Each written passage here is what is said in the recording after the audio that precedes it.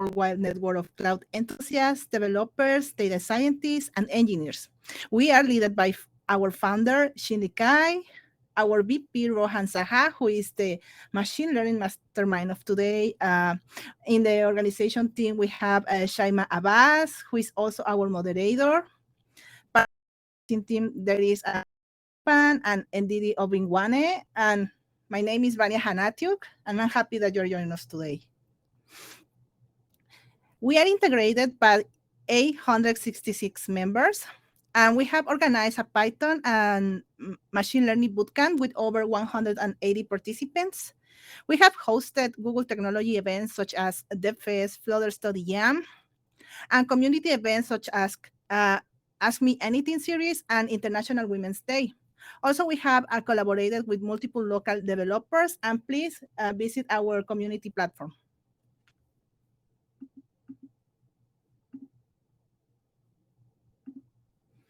Before to start, we would like to acknowledge that we are based on traditional lands referred as 3D6 territory, a traditional meeting grounds, gathering place, and traveling route to the Cree, Saulteaux, Blackfoot, Métis, Diné, and Nakota Sioux. And we acknowledge all the many First Nations, Métis, and Inuit whose footsteps have marked this land since memorial.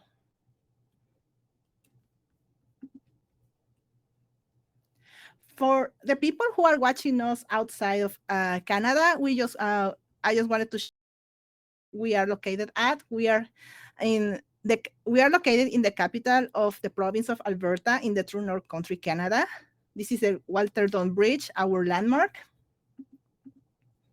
And just to brag you, last night we had Northern Lights. I was very excited about it. So we want to make you a friendly reminder that we are committed to providing a friendly, safe, and welcoming environment for all, regardless of gender, sexual orientation, ability, ethnicity, socioeconomic status, and religion. Participate in an authentic and active way. In doing so, you contribute to the health and longevity of this community. Exercise consideration and respect in your speech and actions. Attempt collaboration before a conflict. Refrain from demeaning, discriminatory, or harassing behavior and speech. Be mindful of your fellow participants and save a space to ask any kind of question. There is no dumb question as soon as you don't know it. Please feel free to ask anything you want. Okay, this is the content for today. We are going to see how machine learning models work. We're going to do an EDA. We are going to run a machine learning model. Then we are going to evaluate that model. And at the end, we are going to join a Kaggle competition. Yes. Okay, so we are going to start with a code along. So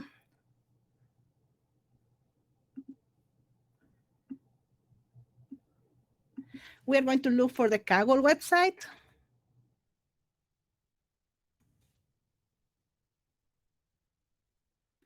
And then we are going to go to the left sidebar, go to Learn. There is a bunch of courses that you can check it out, but today we are going to see Intro to Machine Learning. We go Enter here.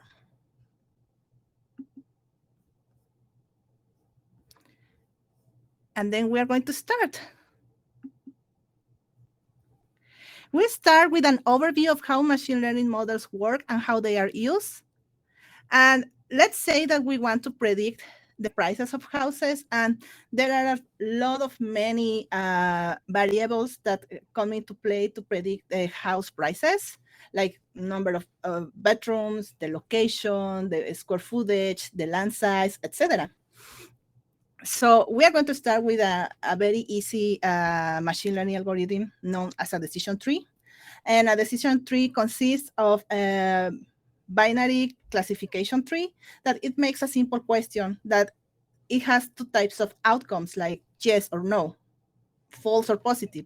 So in this case, as this decision tree makes the following question: does a house have more than 2 bedrooms? Yes. So the predicted price for that house is $188,000. Otherwise, if the house have only 1 bedroom, the predicted price, it should be $178,000. So we use data to decide how to break the houses into groups, and then again to determine the predicted price in each group. This step of capturing patterns from data is called fitting or training the model. The data used to fit the model is called the training data. This fitting data is when a model is capturing patterns in our data. Let's say it's like when you go to the tailor or the seamstress, and it's going to take measures of your body to make you a dress. That is how machine learning algorithms work. In the fitting phase, it takes you measures, and the same happens with data. It captures patterns of our training data. Now, so we want to upgrade our decision tree, and we have two different scenarios. The first decision tree is the one that we saw above, and the second one has the opposite scenario. Does a house have more than 2 bedrooms? Yes. So the predicted price is $178,000, lesser or lower than the first decision tree or the one in the left. So in this case, does this house have only 1 bedroom? No. So the predicted price here is higher. So we could say that the decision tree that we saw earlier makes more sense because it captures the reality that houses normally with more bedrooms have higher price. The biggest shortcoming of this model that doesn't capture most factors affecting home price, like number of bathrooms or lot size. So now we want to go more in deep. We are going to add a second important variable to the home prices, and it should be the lot size. So we start with the root node here, that it makes the question, does house have more than 2 bedrooms? Yes. Then it goes to a split or a second node that it's called, does the lot size is larger than 11,500 square feet? Yes. So the predicted price for that is $233,000. Otherwise, if the house has 2 bedrooms but the lot size is smaller than 11,500, the predicted price is $170,000. On the contrary, if the house has only 1 bedroom and the lot size is larger than 800 square feet, so the predicted price it should be 188,000. But if this 1 bedroom house and the lot size is smaller than 8,500 square feet, the predicted price is 146,000. And we have reached the possible outcomes of this house, and they are known as leaps. These are the outcomes of the decision tree, and the splits and values at the leaps will be determined by the data. So it's time that we check the data we are going to work today. So we are going to the basic data exploration.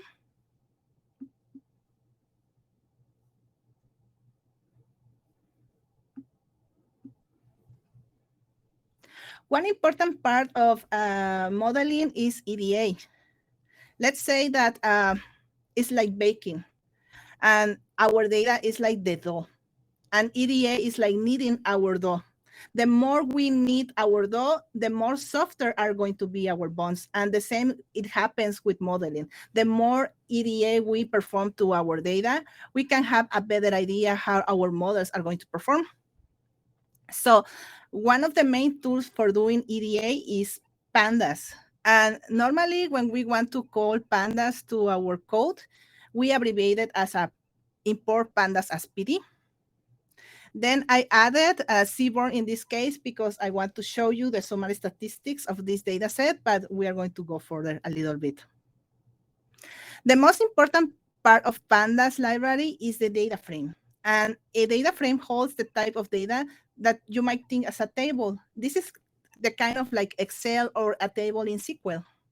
And also Pandas is very, very easy to use. So we are going to start analyzing about home prices in Melbourne, Australia, and we are going to apply EDA. We have here the URL where the CSV is located at. Yeah, sorry. Yeah, where it's located at, and we have this variable called Melbourne underscore file underscore and the URL where the CSV is located. Then we have the variable that will read the CSV with the PD as a pandas, then that read underscore CSV, and then the variable that stores the CSV file. And then we are going to pick the first rows of our model, sorry, the first rows of our data. And it's always a good first step to do to pick what is inside of our data. Like we know that there is a suburb called Abbotsford, the address, the number of rooms, the type of house, the price, the method, etc. It's always a good practice to pick our data when we are start reading it.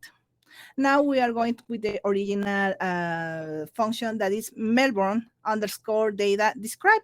Describe rounded parentheses give us the summary statistics of our numerical variables or numerical observations in our data. So we have here number of rooms, the price, the distance to the central business district, the postcode, the bedroom two, number of bathrooms, number of car spots, and the land size. So what does count means? It means how many observations we have for every feature, like 13,580 rows for each feature. Then we have the mean, that is the average, the standard deviation, and the minimum each variable. Then the quartiles, like the first quartile that is 25%, then the 50%, the 75%, and the maximum. So I want to show you how the quartiles work.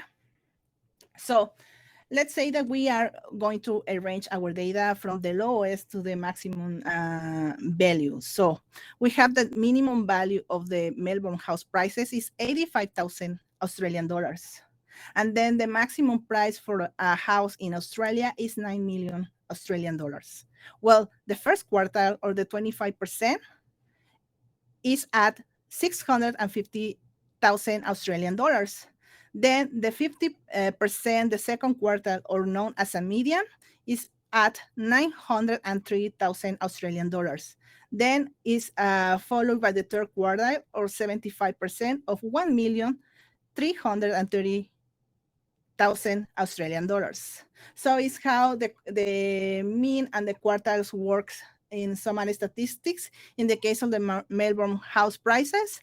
Then we want to understand how the standard deviation, how to interpret the standard deviation. Okay, we have the same reference like the mean and the max. We have here the median that is 903,000 Australian dollars, and the mean is at 1,075,000 Australian dollars. So the standard deviation means it's the maximum range that a data point can get apart from the mean. So it's 639,310 Australian dollars higher than the mean, or lower of 639,310 Australian dollars. So that is how summary statistics work.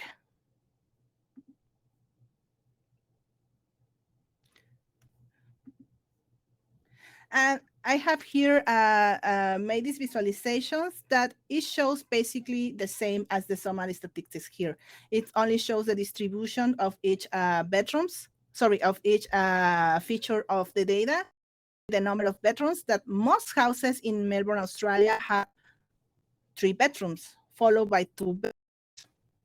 Then the houses in Australia have a lower price of 1 million Australian dollars. Then the second highest volume of houses in Australia costs approximately between 1 million and less than 2 million Australian dollars.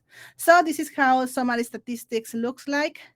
And Yeah, we are going to our first coding exercise. So we enter here. Yay!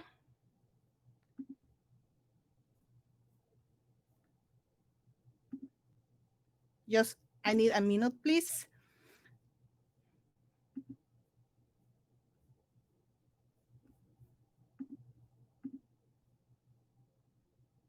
Thanks for your patience. It's just a little detail I'm dealing about now.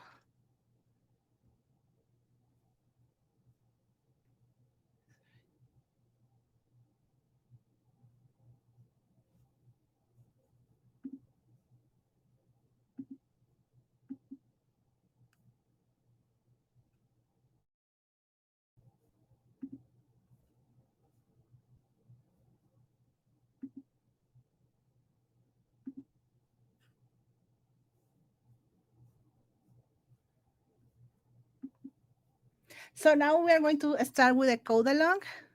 And in this case, we need to run first this. Sorry about the inconvenience.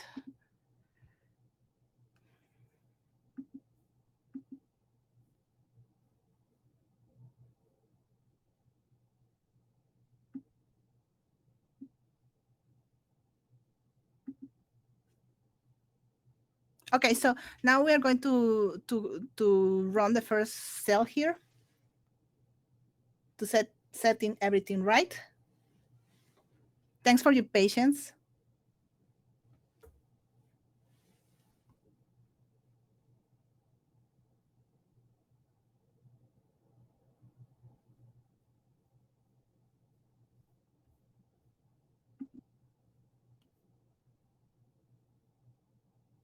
Yeah, it's taking a little bit while, eh?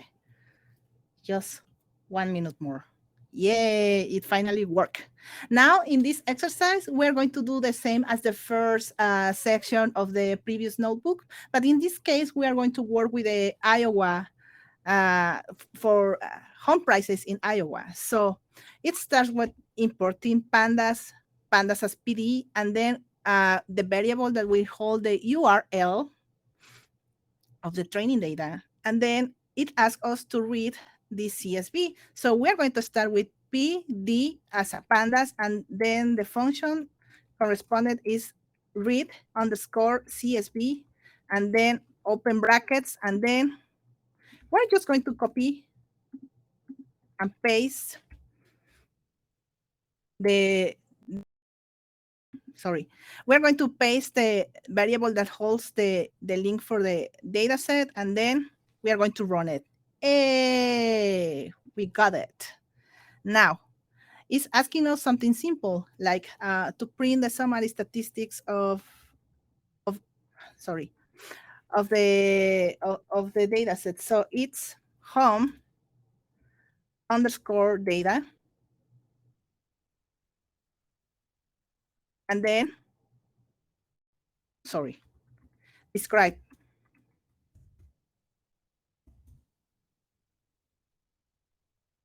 Now we got the summary statistics of our about the home prices in Iowa.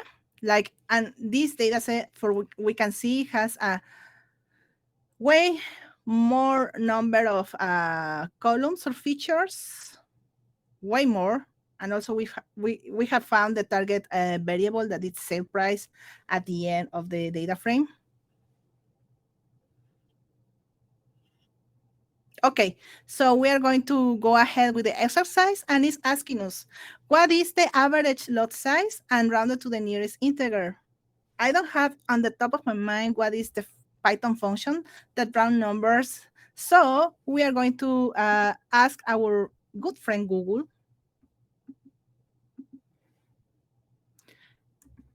Round numbers in Python. We have the following options. We are going to pick this one. We're going to copy the function here, and we are going to paste it to our exercise.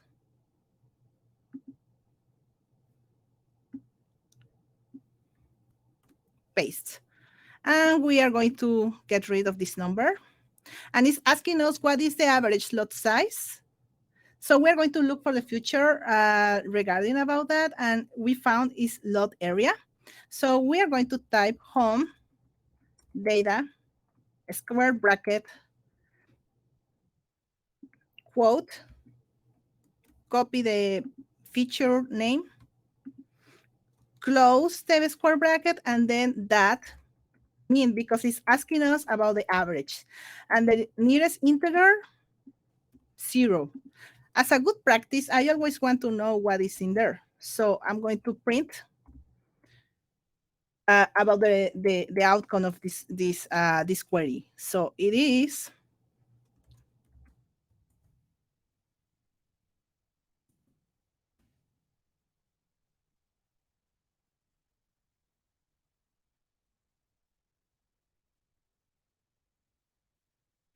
and close.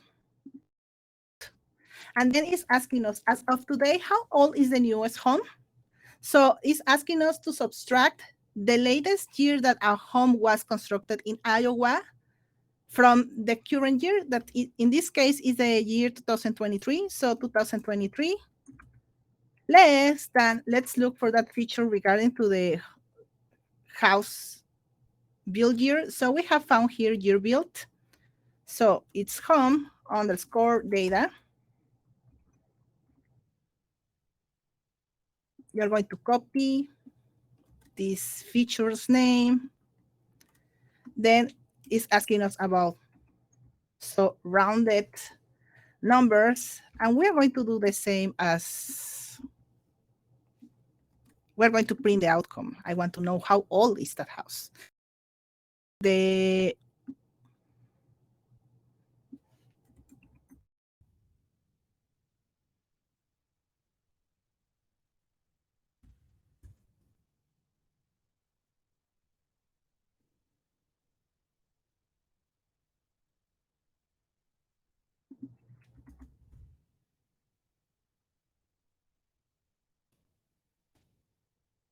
oops. Oh, sorry about the typo.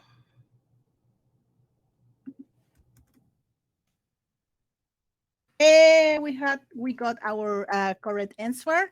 What will happen if I use a different function?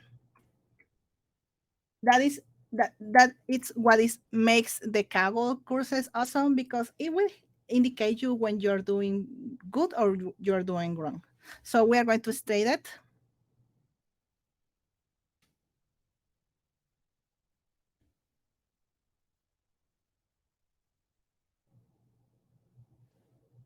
And yeah, we just got it right. And before to continue with our machine learning mastermind, Rohan Saha, I just got you a surprise.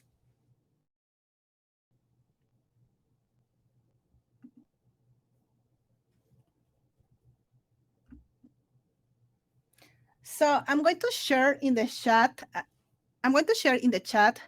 Our exit survey, and also you need to our SPP for our next session of intermediate machine learning. I'm also going to throw the link in the chat. And unfortunately, this is only for Canadian residents due to limited budget, and also another cost like shipping and customs. But yeah, like all Canadian residents, please fill out the survey and RSVP for the next session. And if you live outside of Canada, you can still do these actions. You only won't be eligible for the prize. Okay, well, now it's time to pass it along to our machine learning mastermind of today with Rohan Saha, who had also instructed in previous Cloud Study Jam, and now this is our first machine learning study jams. Now it's time to introduce Rohan Saha.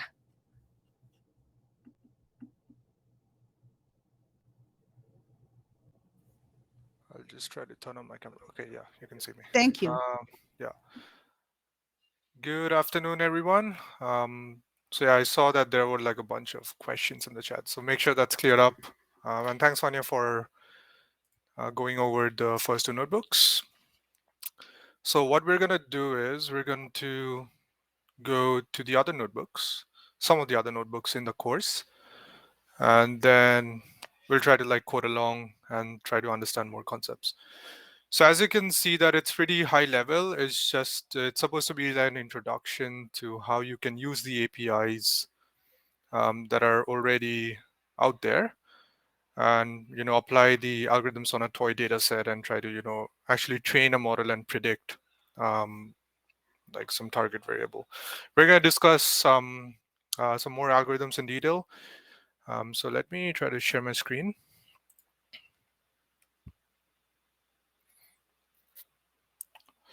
You should be able to see my screen. All right, I think you should be able to see my screen. If you can't, let me know in the chat. But if you can, no need to put anything in the chat. Okay, so you should be able to see the course page. So this is Intro to Machine Learning, this course. So Vanya went over the first two notebooks. You also did a coding exercise. So this is the exercise, this is the tutorial. And so we understood how to like explore the data. You also learned how to use the describe function that gives you a bunch of summary statistics for some features. And then Vanya also explained uh, like the standard deviations and all that stuff. Now we are going to actually build a model. Okay. So click on this or this, whatever. And so this is a notebook. We're actually not at the coding part right now. We're just going to read this notebook. I'm going to explain what each of the code cells mean. So first, when you have a data set, you're not going to select all the features. And usually all the features that are in a data set are not of interest to the user. Let's say you're a machine learning expert and a company or a client comes to you with a big data set. You just look at the data set in the basic EDA step, in the previous step that Vanya talked about, and you realize, okay, I don't actually need all the features. I'm going to throw away some of the features. Or you can sub-select some of the features, the same thing. So the dataset that we're going to use here is the Melbourne housing snapshot dataset. And so it's just like a bunch of houses and we're going to like, predict some target variable. Okay, so let's select the data using which you're going to train the machine learning model. So like you already know this from the previous notebook, you define a path, you use the pandas pd.read CSV to read in the data. And then you can use this columns attribute to print out the names of the columns. And so at this stage, you can't actually see what's in the data, just the names of the columns. So I see there's a question here, so I'm going to take like 5 seconds to answer that question. So the question is, what is the difference between machine learning training a model and just using statistical analysis modeling? So it depends. I feel like there's quite a bit of overlap. If you use like just regression analysis, it's quite similar. Even in machine learning, there's like linear regression analysis. But I feel like in statistical modeling, there is more of actually using the statistical tools and like hypothesis testing to understand what's actually going on the data, going inside the data. So I think that's like a quick difference between the two. Okay, cool. So now that we have the data, we know what the columns are. We're going to drop the rows where there's actually missing data. So drop NA is a method in the pandas library that gets rid of the data where the data isn't available. That's why it says not available. So usually real life data sets have a lot of missing data. So there are like a lot of other techniques. These techniques are called imputation techniques, where you can try to fill in the missing values using, I don't know, the mean of the column, mean of the values in that column where the value is missing. Or you could just get rid of the sample. If you do choose to get rid of the sample, it might be problematic if your data set size isn't big enough. And for a good machine learning model, you want your data to be big enough. You want more samples. Okay, so in this data set, the actual variable that we're going to predict is the price of the house. So this is the prediction target. It's also called the target variable, or the outcome. So there are like many names for the same thing. So you can use the dot operator to actually retrieve the column from the data set. You can also choose specific features like I talked about before. You wouldn't necessarily want all the features. You maybe, let's say the first two features, the first five features. In this case, you're only interested in these features. And so you can actually define a list in Python. And if you're familiar with Python, this is how you define a list. It's just like a collection of strings. And you can just feed, or like just have those column names and put it in the Pandas data set. And this is how you do it. And the return value is basically only those features for which the names are actually present here. So the X variable will only contain the values from the Melbourne housing data set, but only the values for these columns. So are just gone. It's you don't have access to them anymore. So now we're going to use the x.describe method. It's the same method that Vanya talked about. And you can just see for the features that we just selected, what are some summary statistics. So you have the count, what's the mean value, and what's the standard deviation value, and the quartiles and all that stuff. What's the max and min value. So the count is usually the same for all the columns, because it basically gives you the number of the rows. And this basically gives you like a good idea of what the features look like, or what's like the distribution of the features. There's a thing called normalization. It's not important, and probably we are not probably going to do normalization today. But when you're doing like more complex machine learning, data normalization is a good thing to do. It helps the performance of the algorithm. So you see that for some of the features, the range of the values it can take is pretty large. And you want to reduce that range so that each feature is given equal weight, or like relatively equal weight.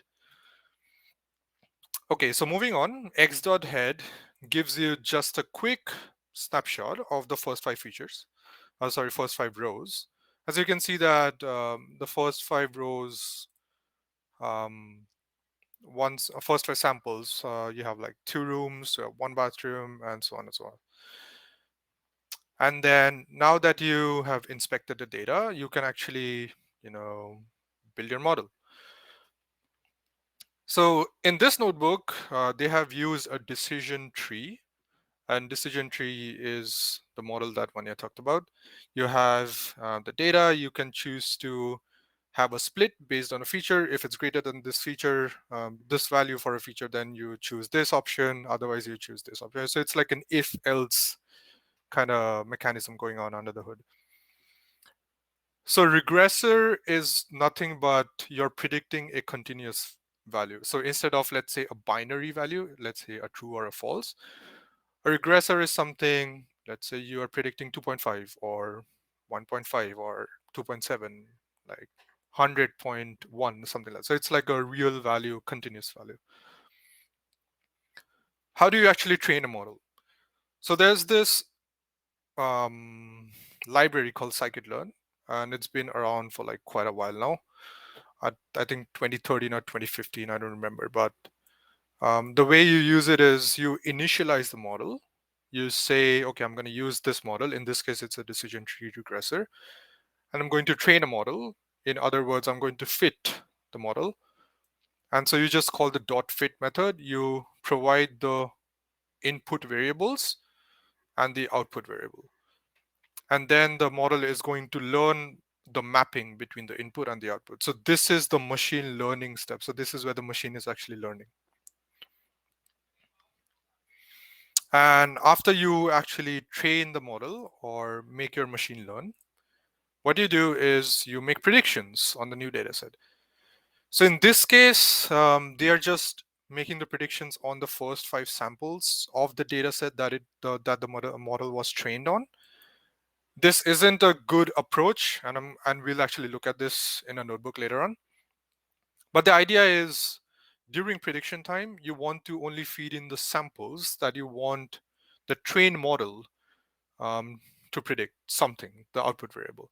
So in this case, you're predicting the price. Remember, y was the price and x was the collection of features. These features, the names of these features are here. And you want to predict the price.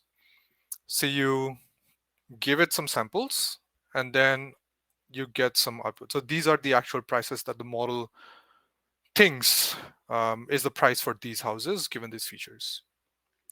Okay, so I'm going to wait for 5 to 10 seconds here, and then I'm going to move to the exercise. So if you have any questions, yes, random state is like a seed.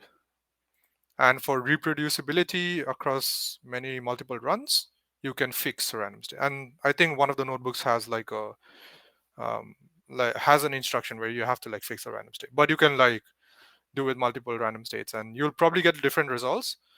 And one thing that people do is, and I do in my experiments, is that I run for multiple different seeds and then I average the results. You can also do that. Okay, I'm gonna wait for 5 more seconds. Then I'm going to move to the exercise.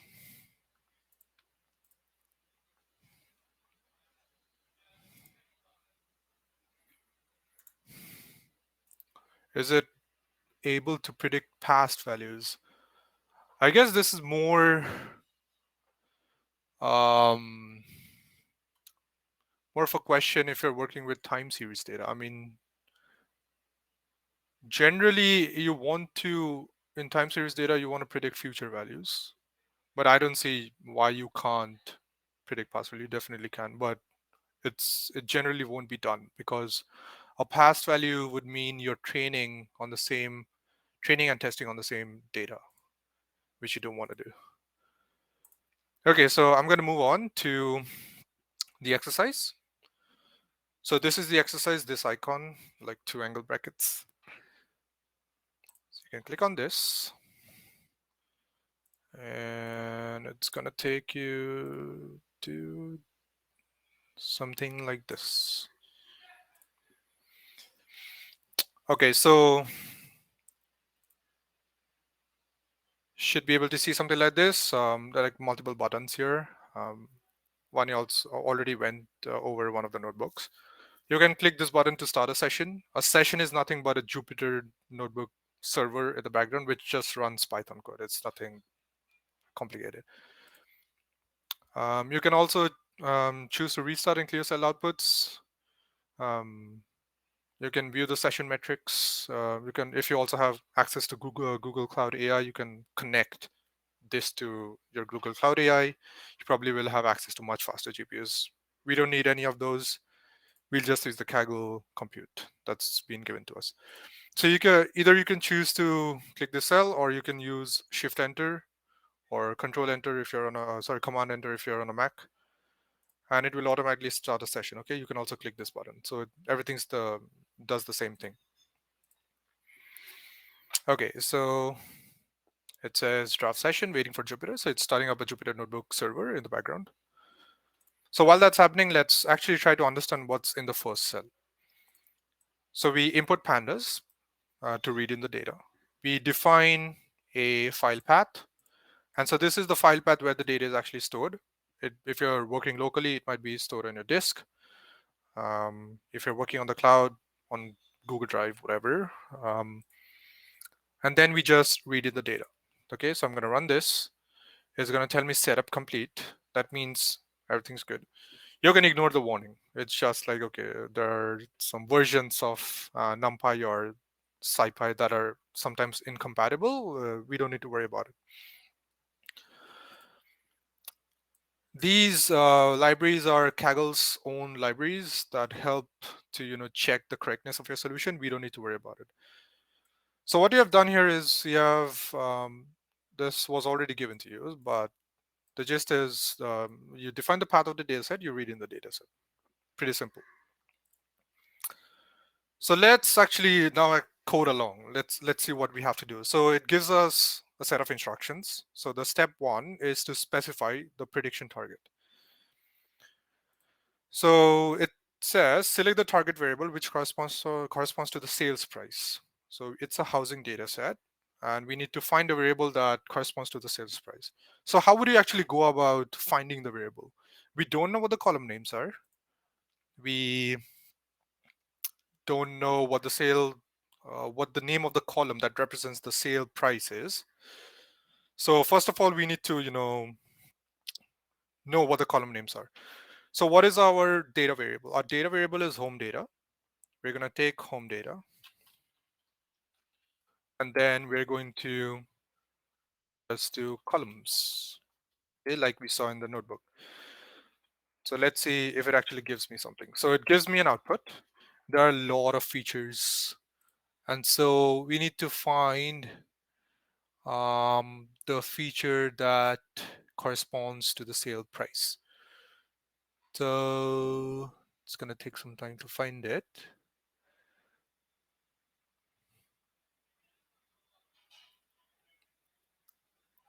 So we see in the end we have sale price. That was pretty easy. Okay.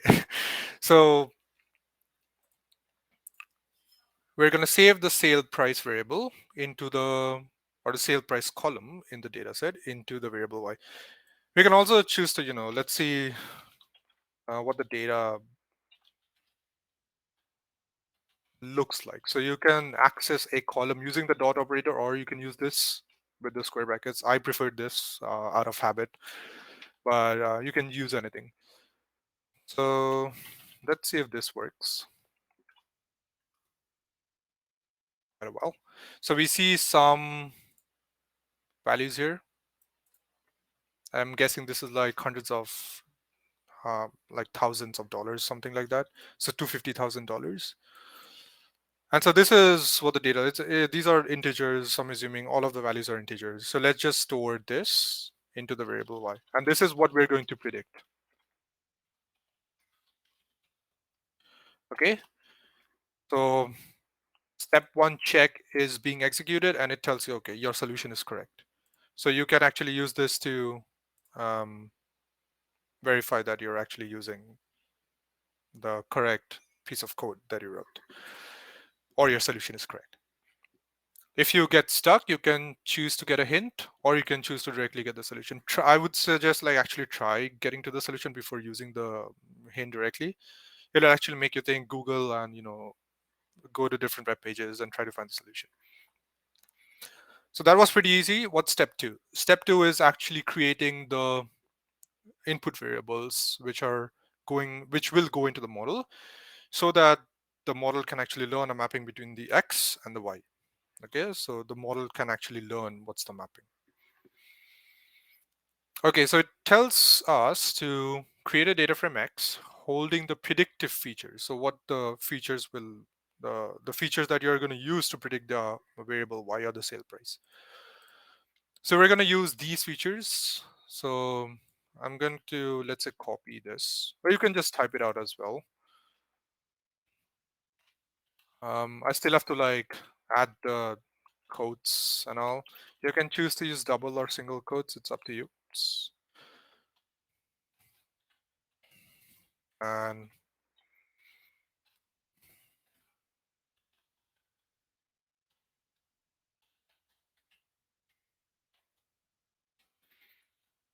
make sure you also add commas after each variable for each feature name.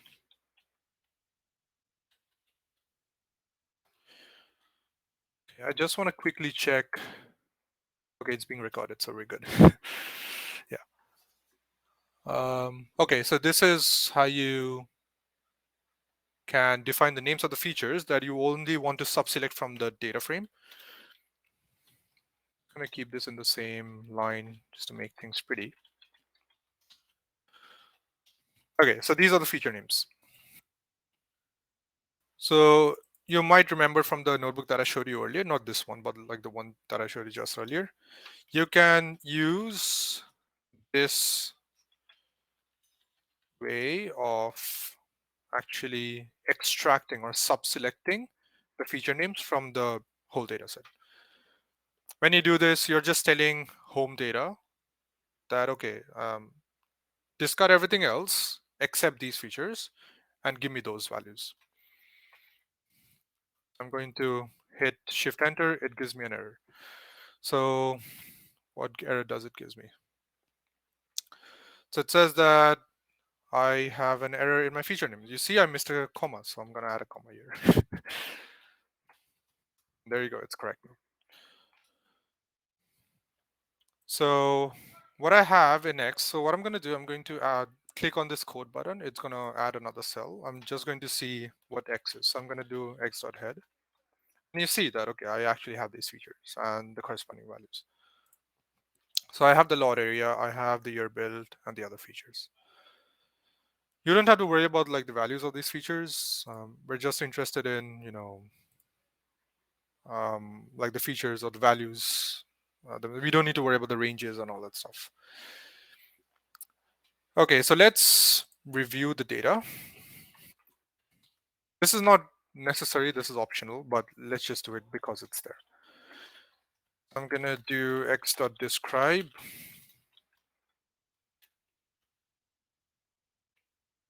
And it gives me a bunch of summary statistics.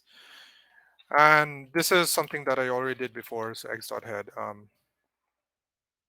And then like the second half of this output cell, I actually have the values. So yeah, so you get the summary statistic, you look at what the data, what the average values are, the max count and all that stuff.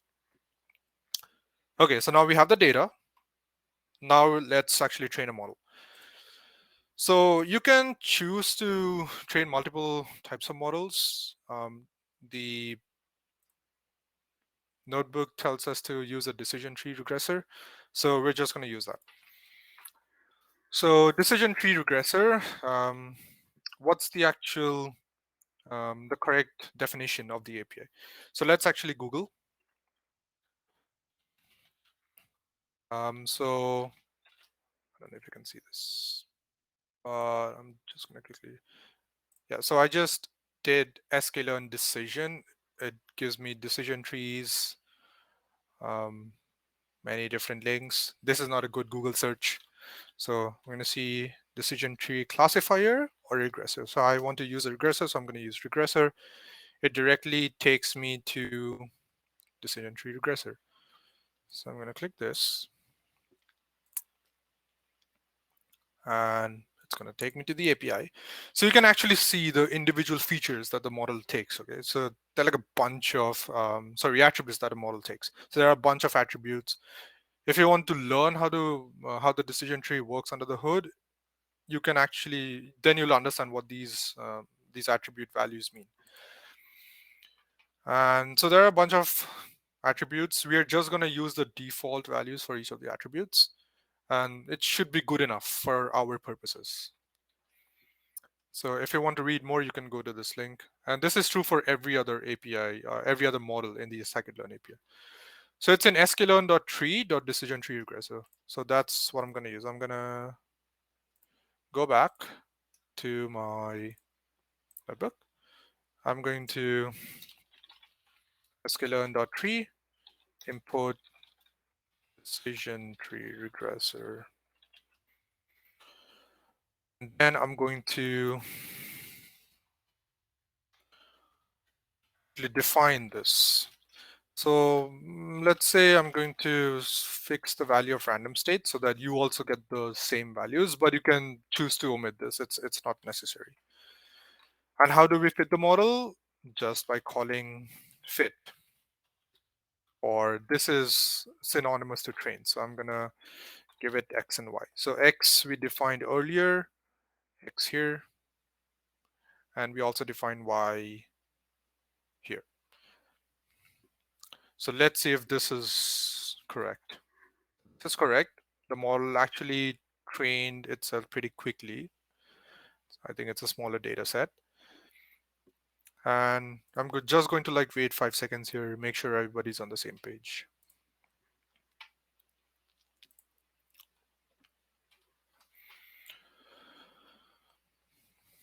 Okay, I think everybody's good. So we're gonna now make predictions. So now that we have trained the model, and we'll make predictions. So now the model knows what the mapping is between x and y. And so how do we actually make predictions? So we take our model, which is called Iowa model, and then we're gonna do predict.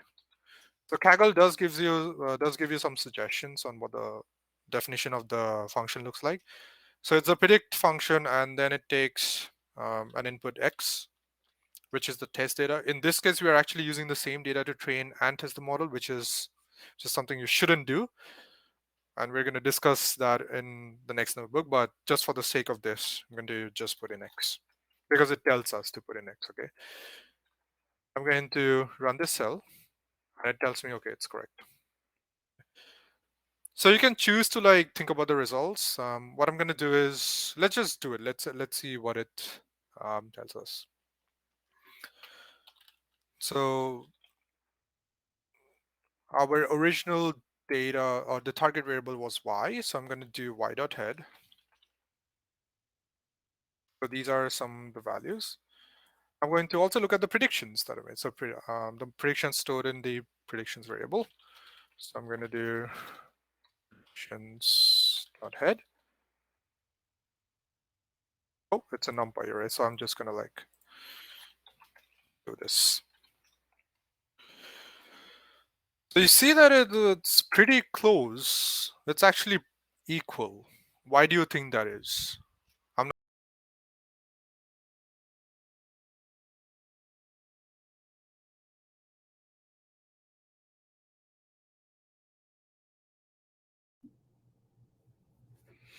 Hello, guys. Sorry for the inconvenience. Just give us 1 minute. Technical problems suddenly happens.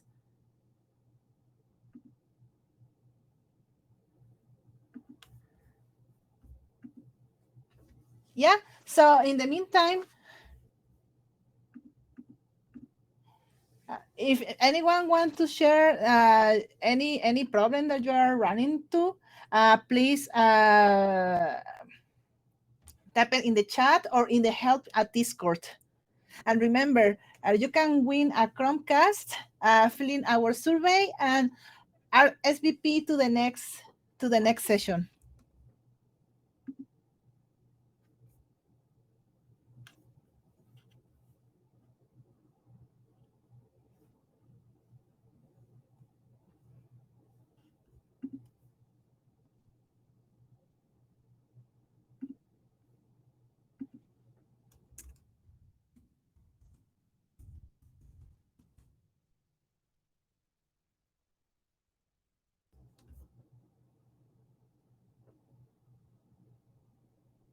Yeah, intermediate to machine learning is going to be hosted on June 10th. And after that session, we are going to host intro to deep learning. And after that session, we are going to host the one related to time series. Hey, our machine learning hero is back. yeah. Are we? Yeah, yeah. Continue, Anya. Now, yeah. So yeah, there are going to be next sessions uh, after this one. So we are still doing arrangements about securing the speakers and so, but the next intermediate to machine learning is on. You can SVP. I will share again the link. Thanks. Our machine learning hero, I will let you uh, continue. Thank you. Okay, so I just wanted to ask a question. Um, when did I get cut off? Everything was good? Can you type it on the chat, please? I was doing, I was multitasking in the meantime while Rohan was explaining. So did I actually complete the notebook? And everything was good? You guys were able to complete the notebook? Okay, Which so part what I'm of the gonna do is notebook? I'm gonna quickly go over the last part of the notebook, okay?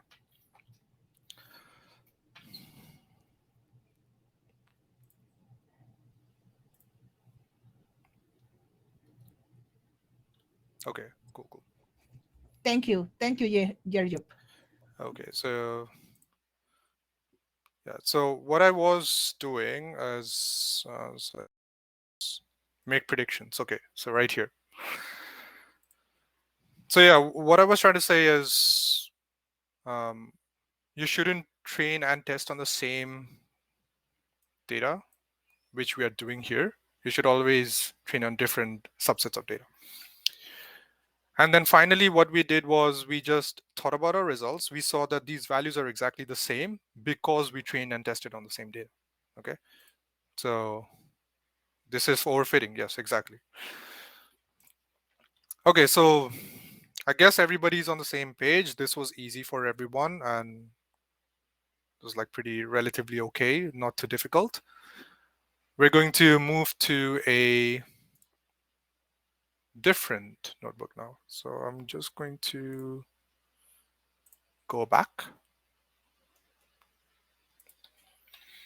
quickly hit refresh. You see that this is completed.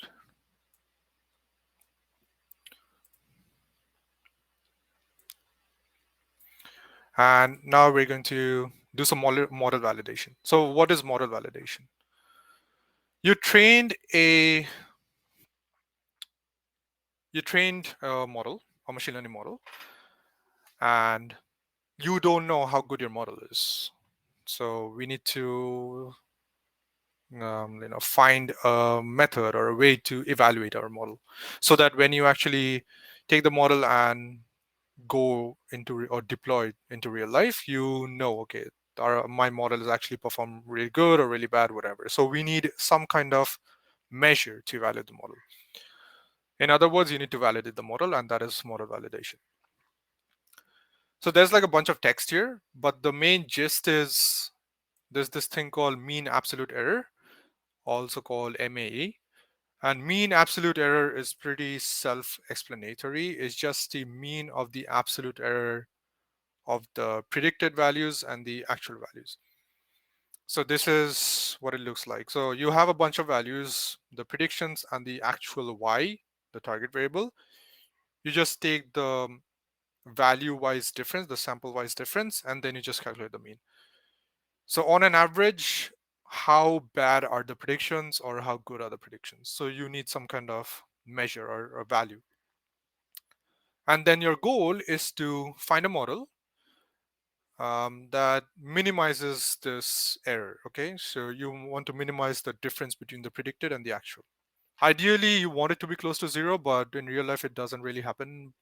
But we try our best.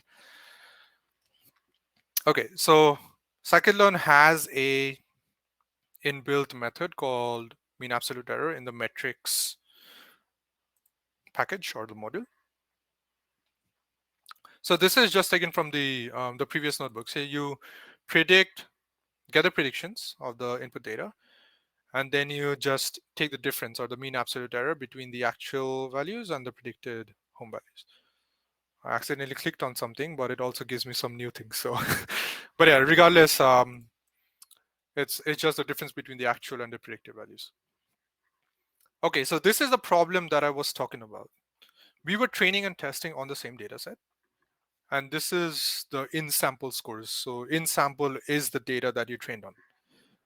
So the problem with in-sample scores is that you're training and testing on the same data, and when there's a new sample that comes to you in the future or something like that, your model doesn't actually perform well because it's the only data that you have used to evaluate your model was the training data.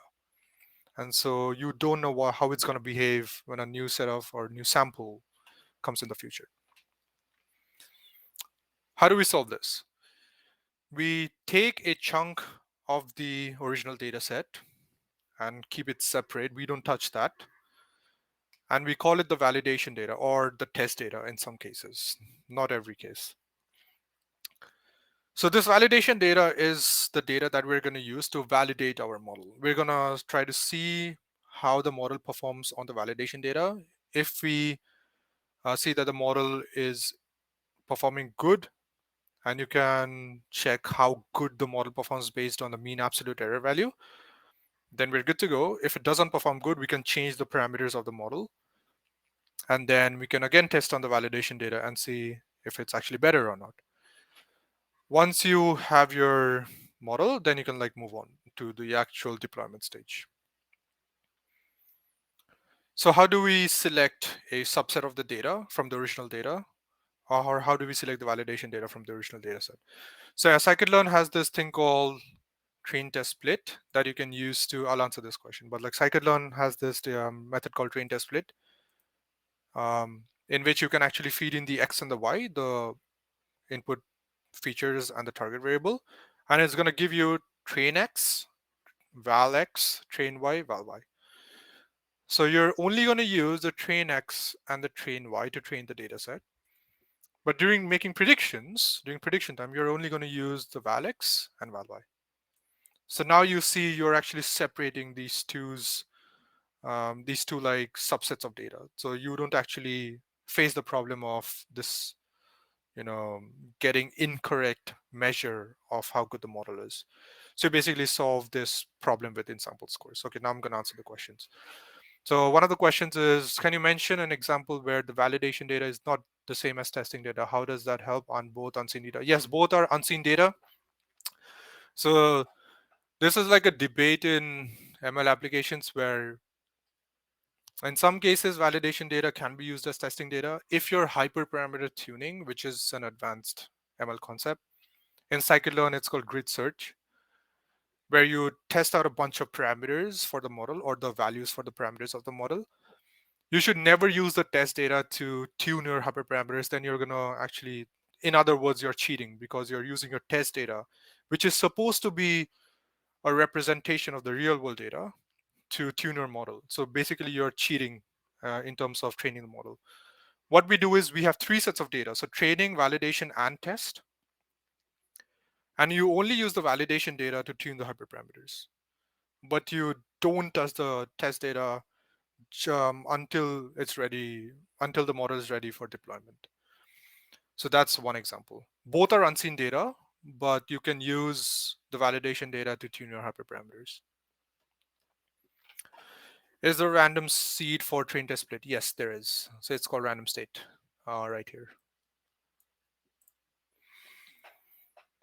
It's not useless if you want to replicate your results across multiple runs. Let's say you're running an experiment and you're sending the results to your boss, and then you come to the office the next day and then you set the random seed. You forgot to actually set the random seed, and if you run it again, you're going to get different results, and then your boss is going to like, this result is different. Ideally, like I said earlier, you want to use uh, different random states or like list of different random states. I usually use 50 iterations. For small models like this or small data sets is usually enough, and you can train it on your CPU locally. And then you just take the average of the accuracy of or the score, whatever. Yes, 80-20 and 70-30 are used, depends on how big your data set is. If your data set is big enough, you can also use like 90-10. It doesn't really matter. But I think this is very application dependent. But ideally, you want more training data to train your model, because um, the more training data you have, the better the model will learn to map the input and the output. Also, you don't want to have more like the amount of data that will actually kind of overfit the model. So it's an art more than science. Okay, so we divide the data set into two parts in this case, train and validation. We fit on the train, and then we make the predictions on the validation data. Then we actually get the mean absolute error. So this is how it should be done. You should always separate your training and validation set. Okay, so now let's start the exercise. You can see my screen. Okay. It's taking some time to load. There you go. Again, the usual stuff. You can either choose to click this or click this. I'm going to click this. So the session is starting. You can see it here. While that's happening, let's look at the code. So we import pandas. We import the decision tree regressor. And we load the, or we specify the file path where the data is loaded. and then we load the data.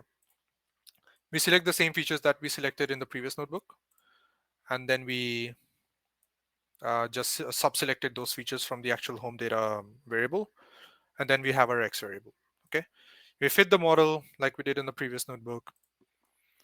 We actually make the predictions on the training data in this case.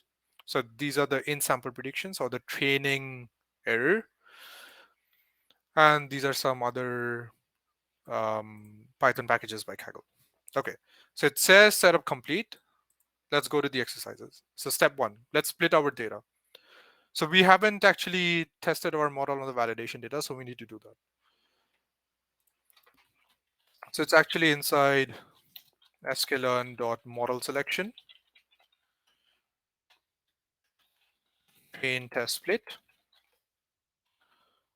and we're going to use the train test split, this method. We're going to put in X and Y, and you can actually choose to provide the test size here. So test size, let's say,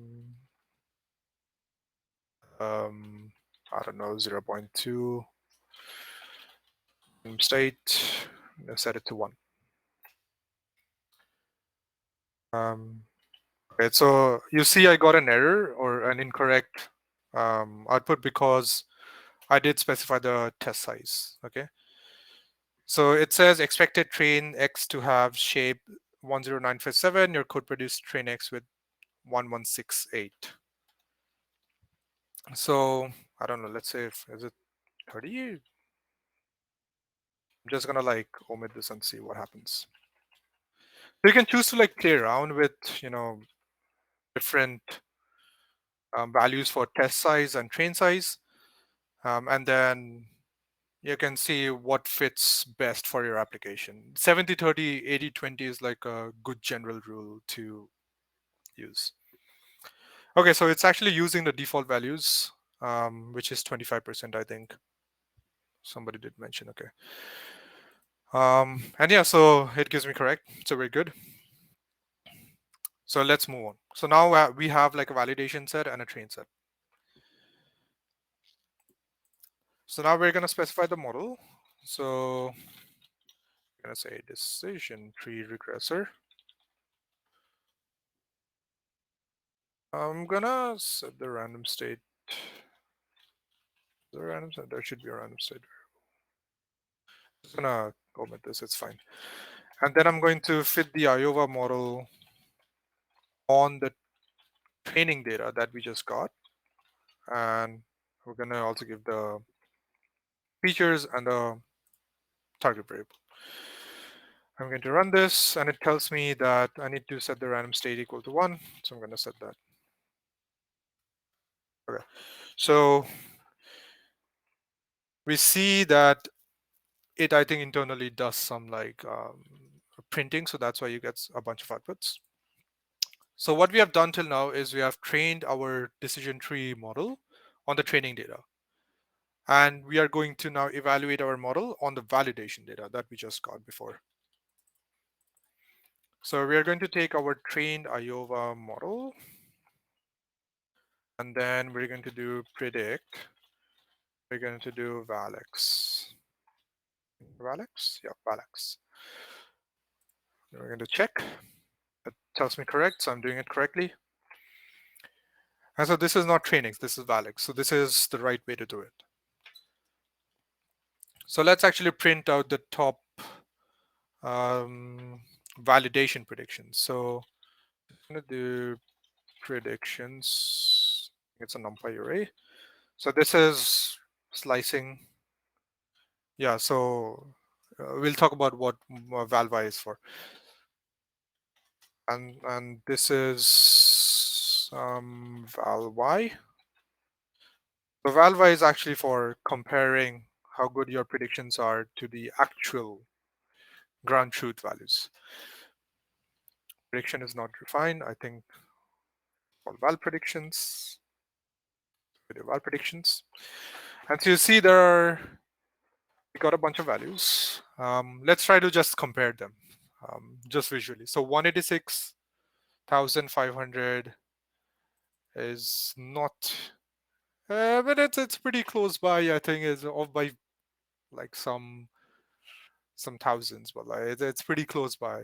184,000 is pretty close to 179,500. 13,000 is pretty close to 130,000 is pretty close to 122,000. 92,000 is pretty close to. I mean, sure, it's not exact, but it's not also pretty good. But so what you can do is you can actually go back. This is not part of the node, but what you can do is actually go back and play around with the other hyperparameters. Okay, so there's a comment in the chat. Let's see what it says. Okay, so it's just explaining the previous thing. Okay, so now we can compare each individual values. We just did for the first 5 samples, but we want like a global measure of what's actually happening. So you can just use the mean absolute error and then put in the val y and val predictions, and then comment this. And it's pretty high. It's 29,652. Um, but it tells me it's correct. So the exercise is done. But ideally, you want to see this and then go back.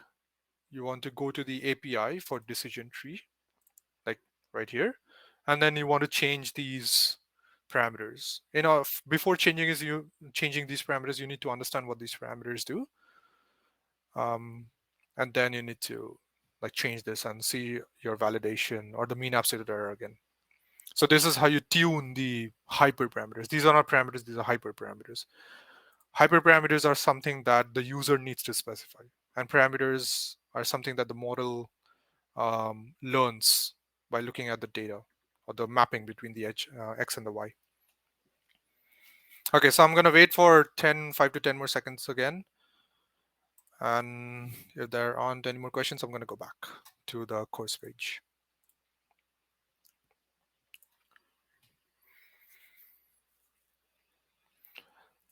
So you could, for this case, you could actually choose, first of all, random state does have some effect in my experience. You could choose the minimum sample splits. You could choose the max depth. You could choose to tune those or like change those. And depending on your application, it varies a lot. What are the best values? And ideally, what you want to do is like, yes, I will elaborate on hyperparameters and parameters. What you can do is you can go to grid search.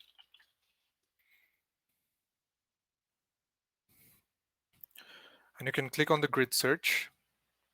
And then you could actually, there are a bunch of examples here how to use the grid search right here. But generally what it does is you specify a bunch of values for one hyperparameter or one attribute value in the grid, in the decision tree or the model. And this grid search CV will test out or try all the values and then give you the best model. That's what it does basically. So it's searching over a grid of values. Okay, so there was another question between hyperparameters and parameters. So parameters are generally the weights of the model, what the model learns internally, what the splitting criterion is, and all that stuff. And hyperparameters are these attributes that the user needs to specify before initializing the model. This is true for every kind of model, be it a deep learning model, be it a neural network, be it a simple machine learning model like this. A hyperparameter is something that the user needs to specify. A random state is a hyperparameter because the user needs to specify. If the user doesn't specify, it will take a default value. And the parameters are something that the model actually learns internally after looking at the data, the X and the Y. Okay, so what I'm going to do is I'm going to go back to the course page.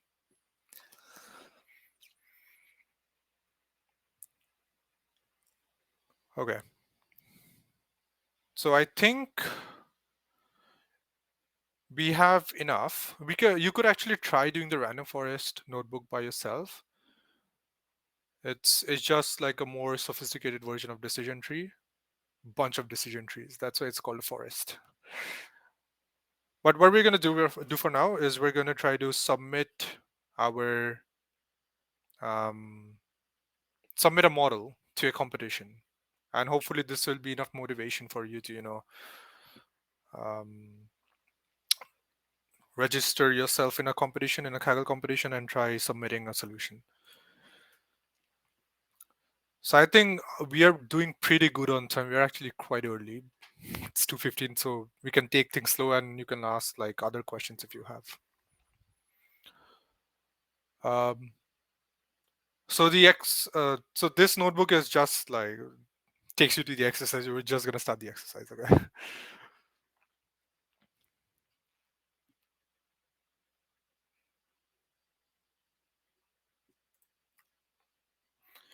Okay, so we'll try to train a model and then submit it to our first competition.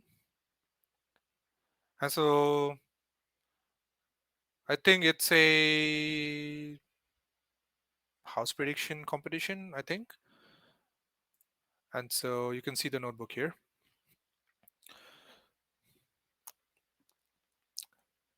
So the first cell just does the same basic stuff, setting up the notebook and importing all the modules and all that stuff.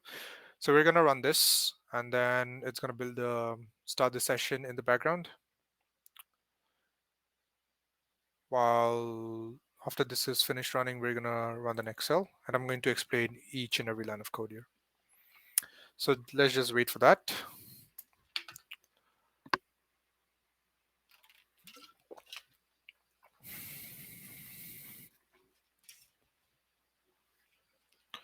Okay, so this cell has completed running. Let's go to the second cell. So we have a bunch of models here.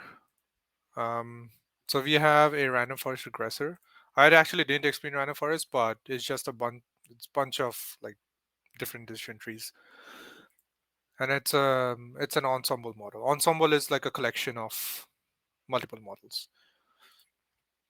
We're going to use the mean absolute error to evaluate how good our model is, and we're going to use the train test split to or divide the data set into different parts.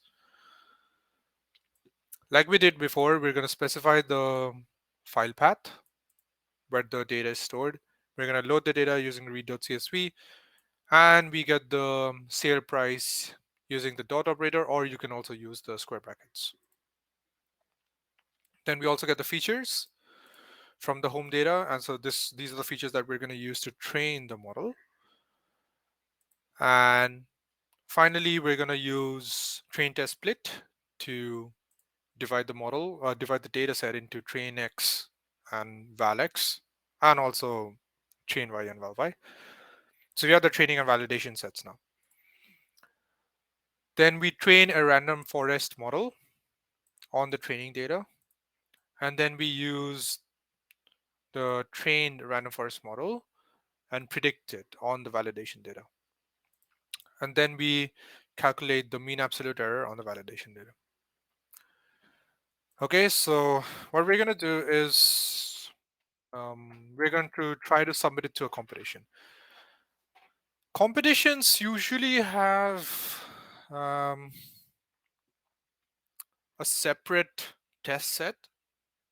So we don't necessarily need to divide our data set into training and validation, or training or test. You need to do validation data set because you might want to tune the hyperparameters of the model.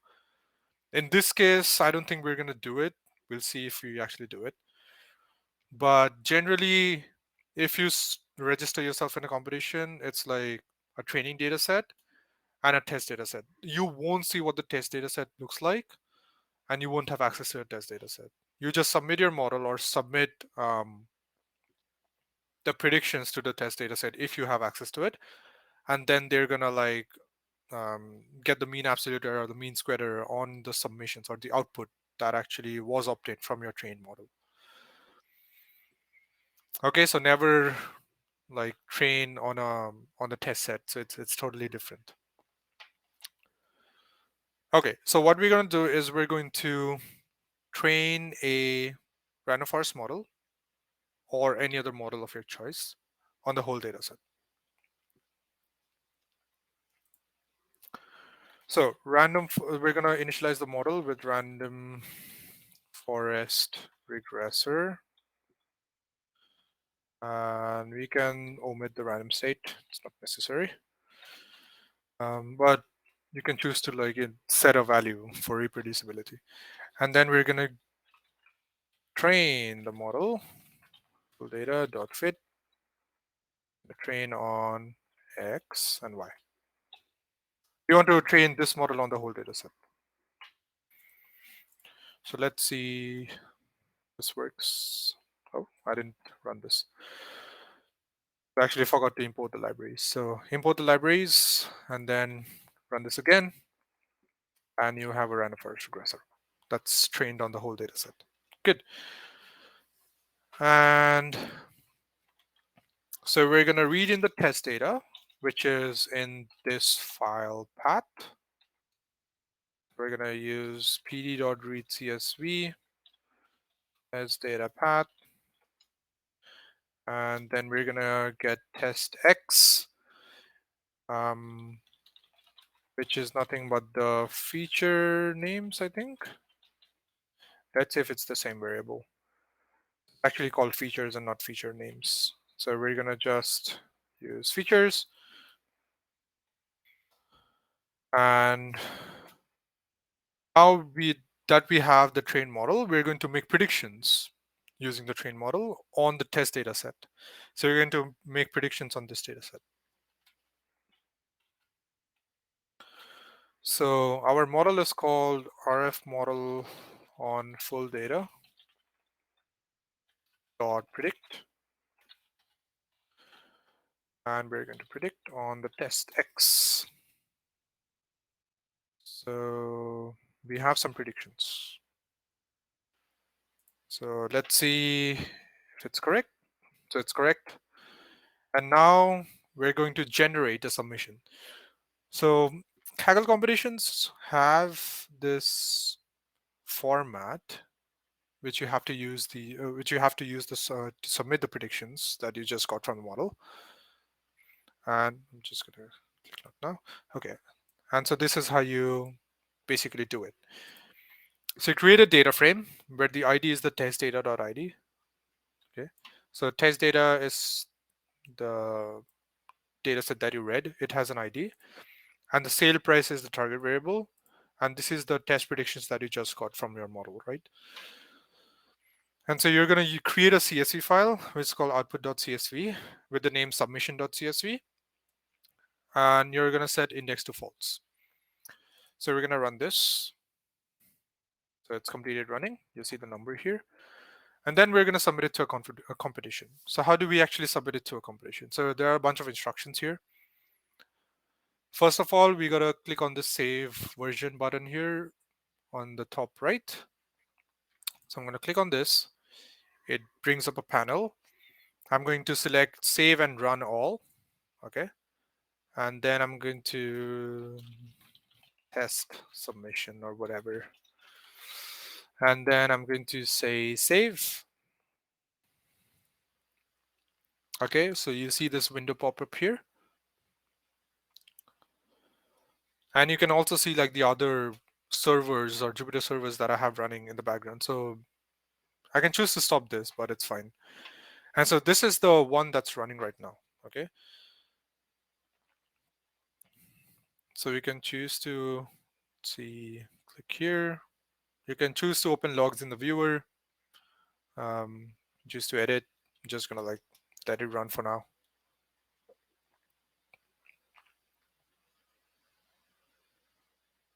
Okay, so it says successful. So I'm gonna open in viewer now. And then you should be able to see something like this. So this is my version 1 of 1. So this is my account. Okay. And then I can choose to submit it to a competition. So how do I actually submit it to a competition? So let's see. What does it say? So click on the data tab near the top of the screen, and then click on the file you would like to submit and click on the submit button to submit the results to your leaderboard. So it's actually here and not in the data tab because there's the data. So I'll just say submit it to a competition. And then, so I just went here and then clicked on submit it to a competition. Okay, will the model be checkpointed when you save, or do you have to run it every time? Um, I think you have to run it every time. If you want to checkpoint a model, then you actually have to like create a checkpoint by yourself and store it on Kaggle or locally. And then you can like reload that model and just train it or fine tune it, whatever.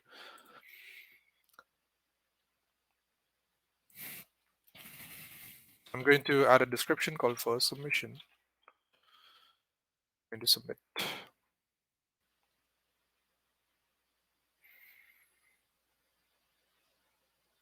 Okay, so this is my public score. Let's see the leaderboard. Take some time to load. Where am I? So I'm at 46,784 position, which is not good. So what you want to do is you want to try different models, and then you want to tune hyperparameters. You probably want to use a neural network, whatever, and then you can climb up the leaderboard. Okay, so that's how you submit a notebook or your predictions to a competition. And I'm gonna wait for 5 to 10 seconds here to see if anyone else has any question.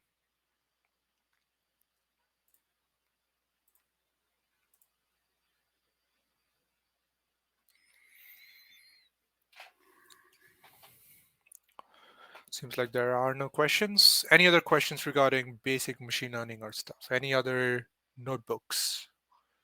Any other clarification that you need me to go over again?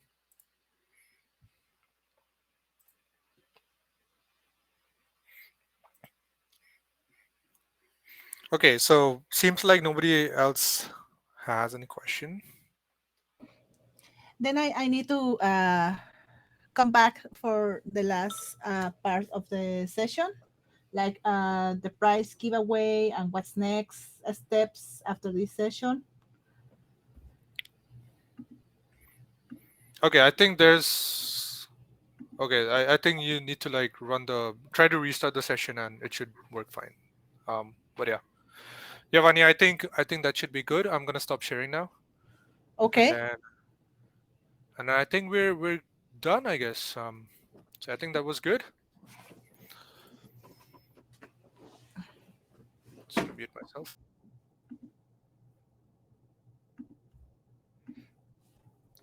Okay, we still have unexpectedly we are finishing early. So for the guys who live in Canada and have submitted the survey, can you please DM me?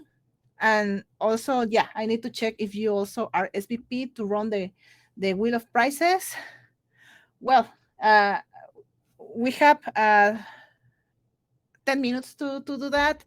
And so what's next after this session is to complete the level. Like if you were not able to finish during this session, don't worry. It's okay. That happens. Please continue to complete the session. And if you get stuck, you can ask help at the help channel at Discord server. And also, okay, we have this Chromecast for this session, but I'm saving a Google Mini or Nest Mini if you complete all the levels of all of these machine learning study gems. So please hold it here.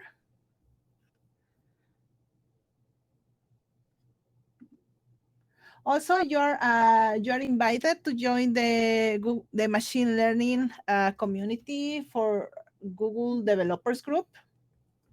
I will throw the link here.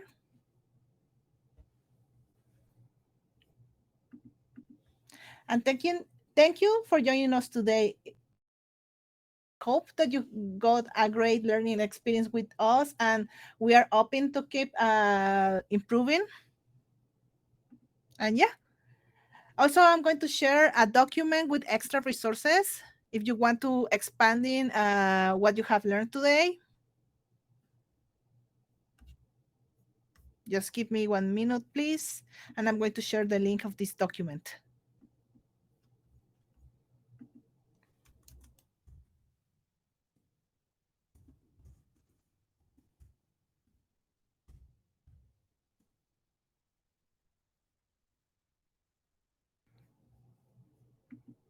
There, Rohan, he tailor like extra tutorials, notebooks where you can learn more details about the concept that we saw today.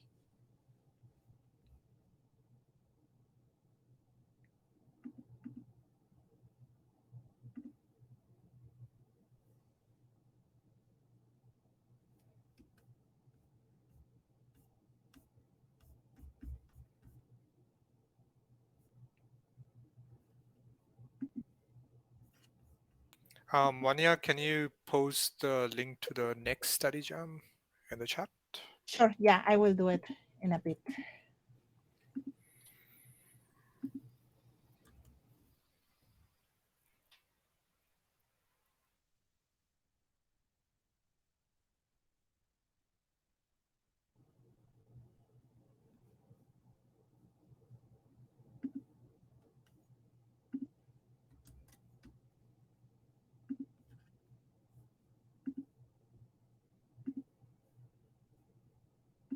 Thanks, Shaima.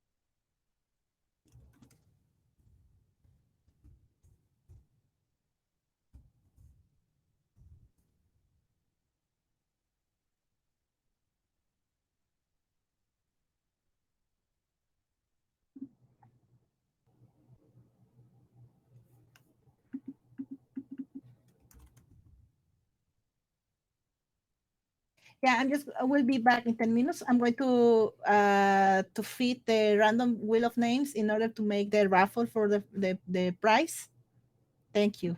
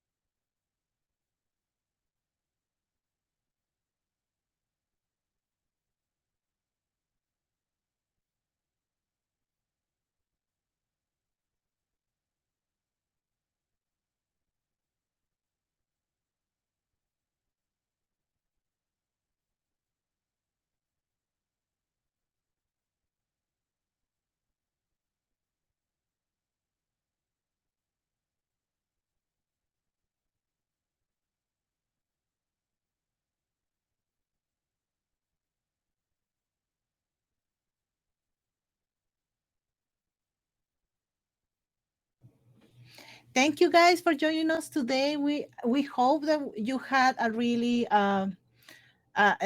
edifying experience learning with us, and we are open to feedback. We want to make you better for you, and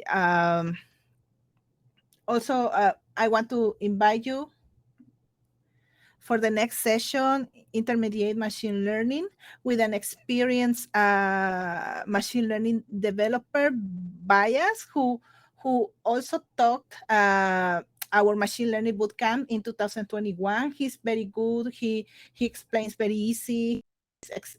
Industry experience, and also we have one of our facilitators who is part of the organizing team, Tales. So yeah, please join for the intermediate machine learning session.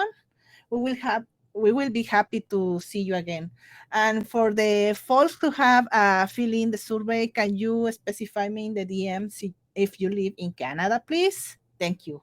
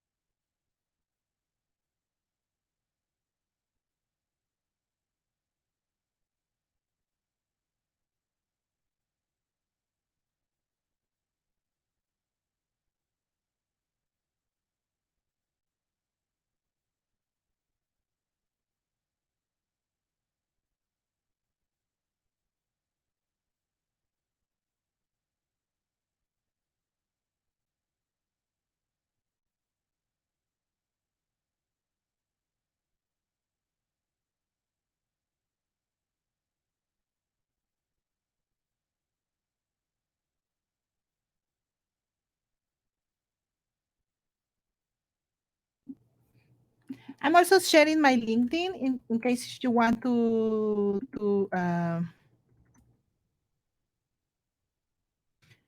if in case if you want to connect with me. Also, from the organizing team, you're welcome to share your LinkedIn profile if you want to keep connecting with the community.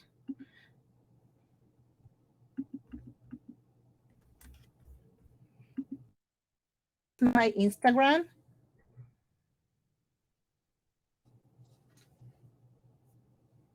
Okay, we only have 5 minutes. I hope all the folks who are seeing us from Canada have already RSVP and fill in the survey.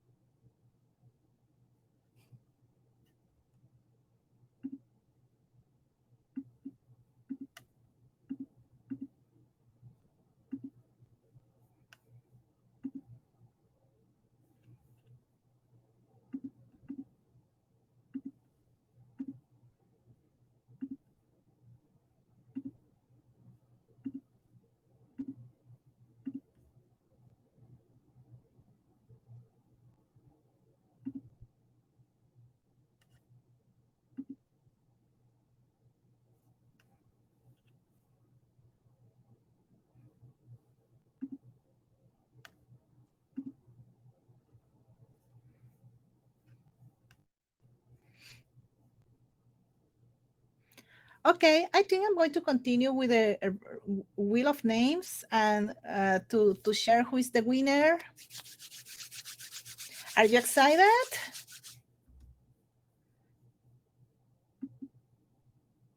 Yeah, so we have all the participants who are already RSVP, filling the survey, and also are residents of Canada. Also, thank you for all the people who have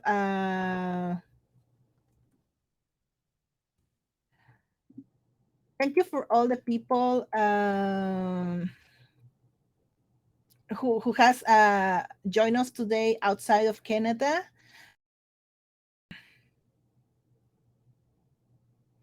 You're welcome to join the next session.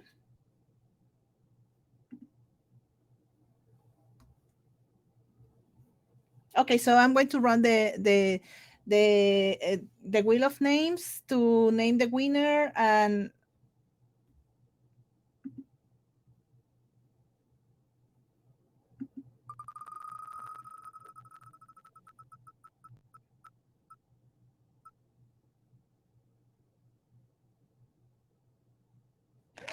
wow, Katia won. So yeah, I'm going to contact her. Thanks for joining us today. And as I said, I'm also saving.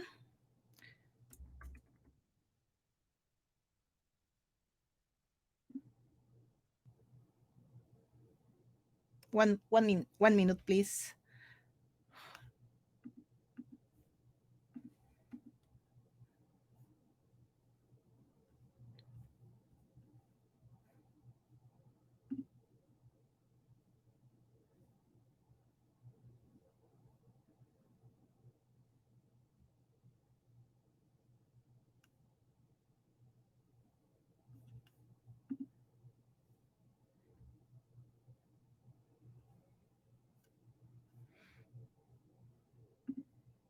A Google Home Mini for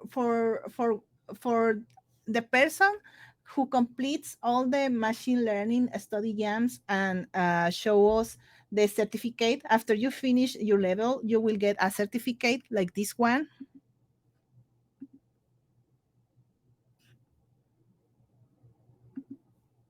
I will show you mine.